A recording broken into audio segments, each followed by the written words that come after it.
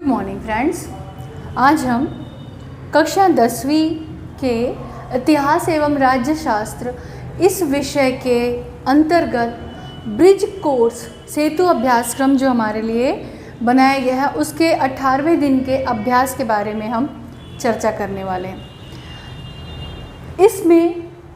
इसके पूर्व के वीडियो में हमने ये देखा था कि इतिहास जो है वो हम तक कैसे पहुंचता है। इतिहास लिखित सामग्री के रूप में या किसी दूसरे रूप में हमें अपनी समय की बातों को हम तक पहुंचाता है।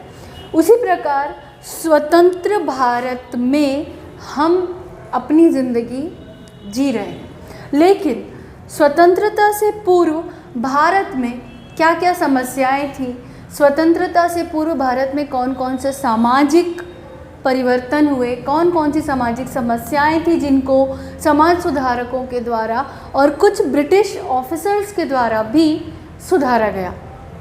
इस विषय पर आप पहले ही आपकी कक्षा 9वीं और कक्षा 8वीं इन दोनों क्लासों में आप ये पढ़ चुके हो। आज हम उन्हीं बातों को फिर से बहुत ही शॉर्ट में दोहराने वाले हैं कि स्वतंत्रता से पूर्व के समय में कौन सी सामाजिक समस्याएं थीं। तो सामाजिक समस्याएं, सबसे बड़ी समस्या तो ये थी कि हम स्वतंत्र नहीं थे, लेकिन स्वतंत्र न होने के बावजूद दूसरी समस्या ये थी कि महिलाओं को शिक्षा की अनुमति नहीं थी। बहुत ज़्यादा परंपराएं, रूढ़िवादिता से हमारा समाज गुजर रहा था। बहुत सी ऐसी दकियानूसी बातें थी जिसको हमारे देश के लोग बिना देखे अंधाधुंध अंधानुकरण के रूप में उसका अनुसरण करते जा रहे थे।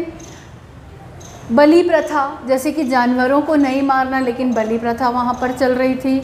और भी ऐसे बहुत सारे छोटे छोटे कुछ दलित वर्गों के साथ, कुछ लोगों के साथ छुआछूत का व्यवहार होता था। ये सारी सामाजिक समस्याएं थी। शिक्षा के क्षेत्र में काफ़ी हम पीछे हो गए थे। इन सारी समस्याओं को समाज सुधारकों ने देखा और उसके खिलाफ भी समाज के ही लोगों से, अब आप सोचिए कि स्वतंत्रता के लिए ब्रिटिश सरकार से युद्ध करना था और समाज की इन परंपराओं को दूर करने के लिए, जो कि रूढ़िवादिता थी, अपने ही लोगों से, समाज के अपने ही लोगों से विरोध करना था। उनकी मन में, उनके दिमाग में जो बातें छिपी हुई थी रूढ़िवादिता की, दकियानूसी बातें, उनसे समाज को मुक्त कराना था। ये काम इतना आसान नहीं था।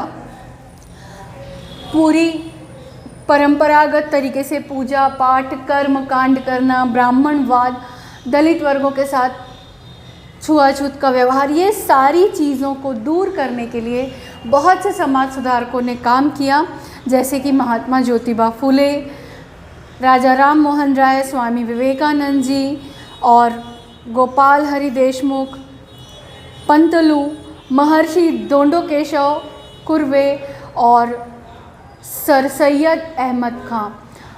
साथियों, ये सारे नाम, जो कुछ गिनती के ही नाम मैं यहाँ पर आपके समक्ष ले पा रही हूँ, इतनी लंबी लिस्ट है।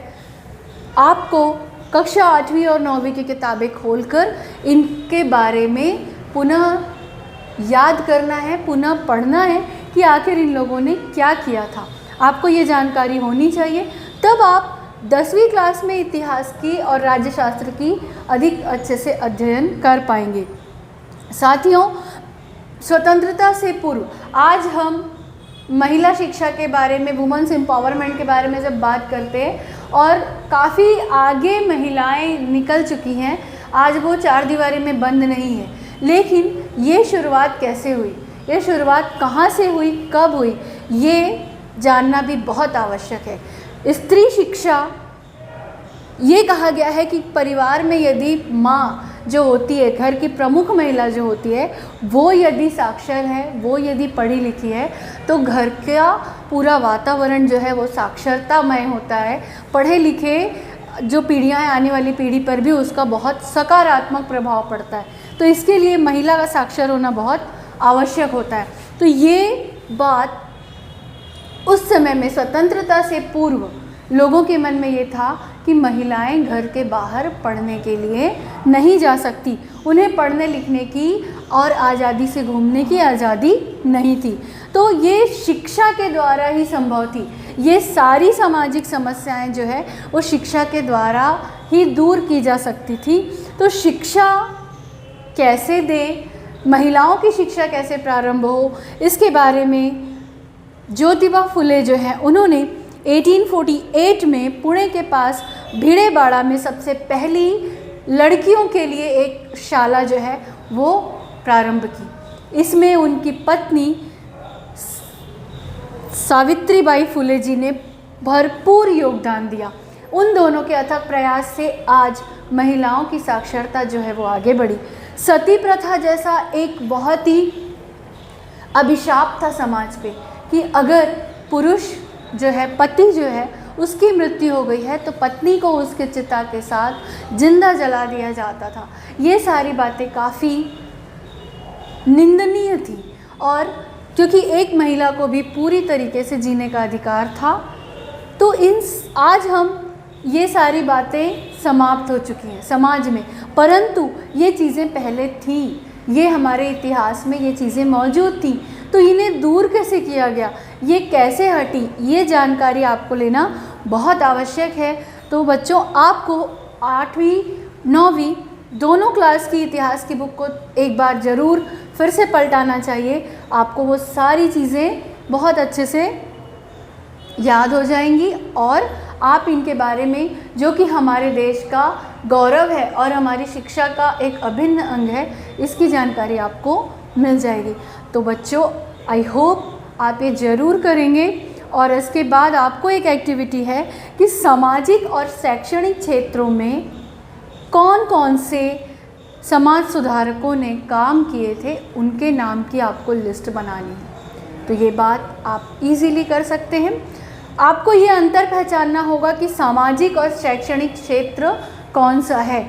यदि हम दलित उद्धार की बात करेंगे तो वो समाज का पहलू है, सती प्रथा की बात करेंगे तो वो सामाजिक समस्या आती है, और अगर हम शिक्षा के संबंध में जाते हैं, उच्च शिक्षा की बात करते हैं कि वो कैसे शुरू हुई और स्त्रियों की शिक्षा कैसे हुई, तो वो शैक्षणिक समस्याएं और उनके सुधार में आता है। तो आपको ये अंतर पहचानना जरूरी होगा कि कौन सा धर्म सुधार हुआ, कौन सा सामाजिक सुधार था और कौन सा शैक्षणिक सुधार था और किसने किया। तो आप एक चार्ट बनाकर इस प्रकार इसको फिर से रिकॉल कर सकते हैं। इसके अलावा कुछ और कृतियाँ हैं जो आपको वीडियो के लास्ट में मिलेंगी, आप उसको पूर्ण कीजिए।